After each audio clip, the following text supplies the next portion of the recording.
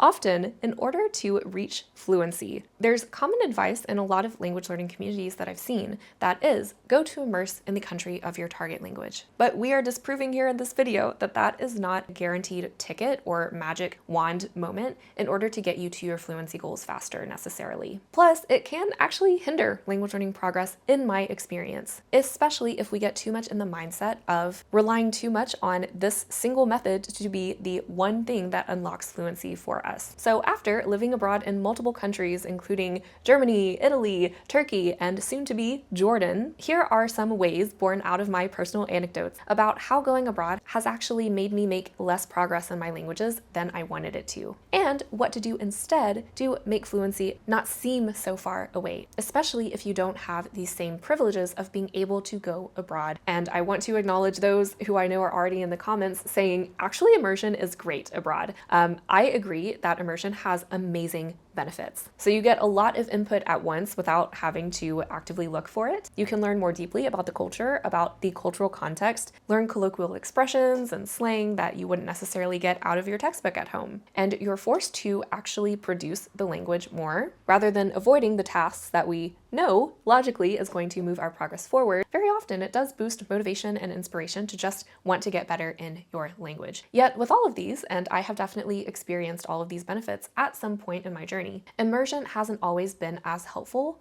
in my process as you might think. Our emotional, mental, and logistical block that we have in our language learning at home can also follow us abroad, which can make it equally as hard to gain fluency even when we are technically in the language where the country is spoken. So basically, we can just still get in our own ways if we do not address what is internally holding us back. What is our internal experience? How is it responding to how we are doing our language learning process? So what do I mean by this? I mean that we as human beings tend to have relationships to our languages and how we think about them, how we think about learning them, what they mean to us, maybe what the people that we have met through the language, the culture, mean to us. And as humans, with all of our nuanced experiences, we are also going to have relationships to the languages that we speak or learn. And if you have any sort of complicated relationship or mental block with your language, it's not automatically just going to go away when you're abroad. Are you feeling imposter syndrome when you're talking in your target language? You might still find yourself avoiding speaking practice as much as possible when you are abroad, just as much as when you are at home avoiding taking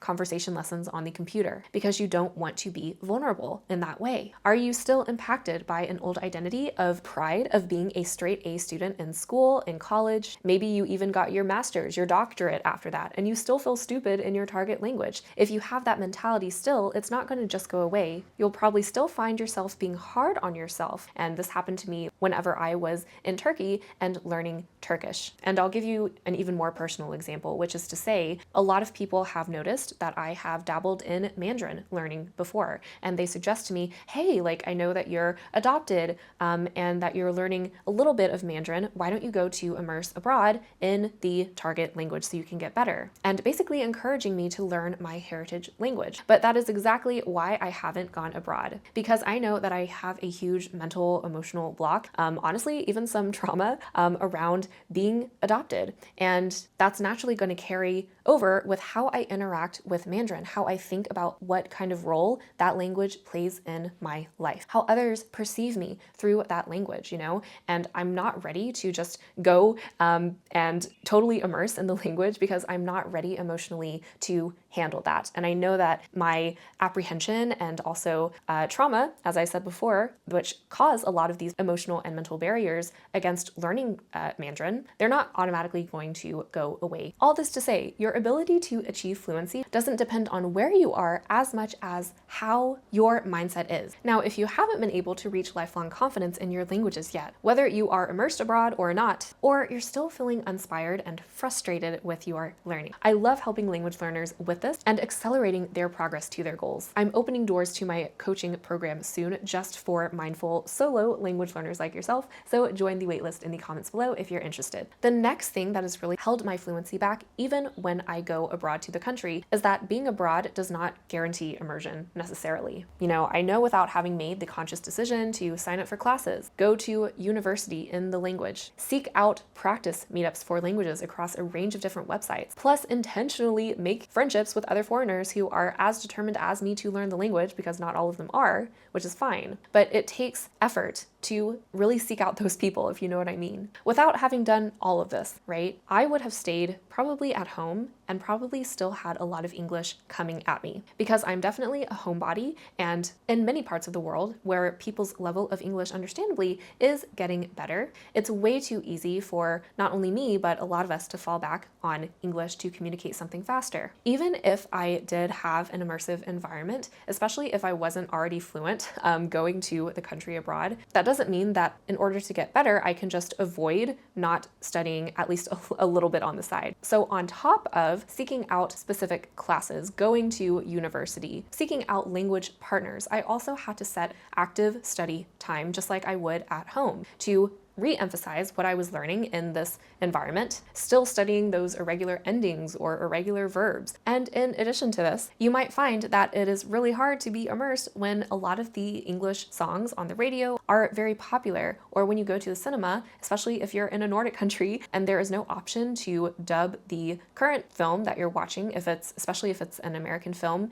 into the language of your target country, because everyone understands English so well. And especially if you are in a bigger city where perhaps people are more rushed and hurried and they don't have as much patience to just let you try to practice, they might just switch to English to get the message across clearer. And that happened to a lot of my friends in Germany, by the way. I think even when I was in Istanbul, which is a city of 20 million people, and even when the general English level was lower than I anticipated, I still spoke a lot of English because there were still a lot of tourists there. My school was also in a very touristy spot. Plus, I was often feeling just a general sense of loneliness in such a big city that joining expat groups and making social connections that way was the easiest way to get out of my loneliness there. However, as we know, usually English is the main language for expat groups around the world, especially in big cities. And even the small amount of Turkish people who joined these meetups, they were of course speaking in English, and it was hard to even practice with them at all because they already associated me with speaking English in such an environment. So in order to combat this, you must curate consciously your immersive environment, even abroad. Now, there are many ways that you can do this, such as setting up your own sort of immersion bubble, only having a day where you speak and think in your target language. Another thing that I didn't expect to happen, but what did anyways, because I couldn't really understand the effects on me until I actually got abroad, was transitioning from a culture that we're familiar with into a culture that's completely unknown, even though we might have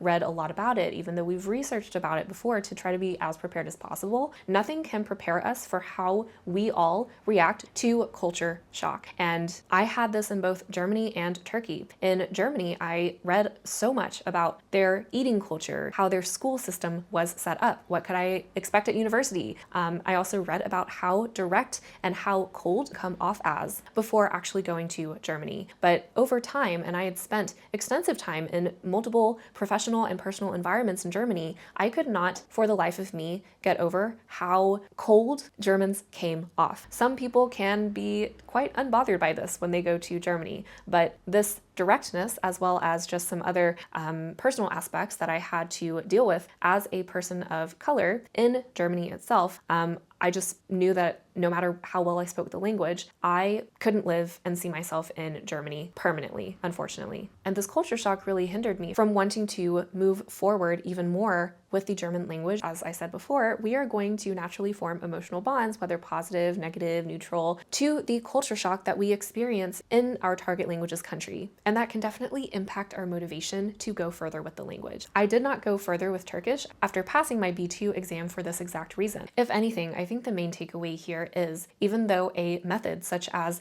going abroad to immerse in your language is touted as the magical method to get you fluent, there is a danger in relying on just one single method, even this one, to magically unlock getting you to fluency. Well-researched language learning methods are not going to work absolutely every single language learner, every single personality type, at every single proficiency level that we might be at. It is totally normal, and it says nothing negative about you when you cannot make a certain method work for yourself in the moment, even even though maybe other language learners that you really respect in the language learning niche claimed that it has been a game changer. Even me, all of this advice, yes, is from personal experience and coaching language learners and researching, but you ultimately need to do what works for you. And if anything, if a method isn't working for you, it's simply just a signal that it is time for you to refresh and renew the direction in which your language learning is going. Again, I love to help language learners work on this, so definitely check out the comments below for more information if you would like to work with me. Otherwise, thank you for catching me in this video. I'll see you next time.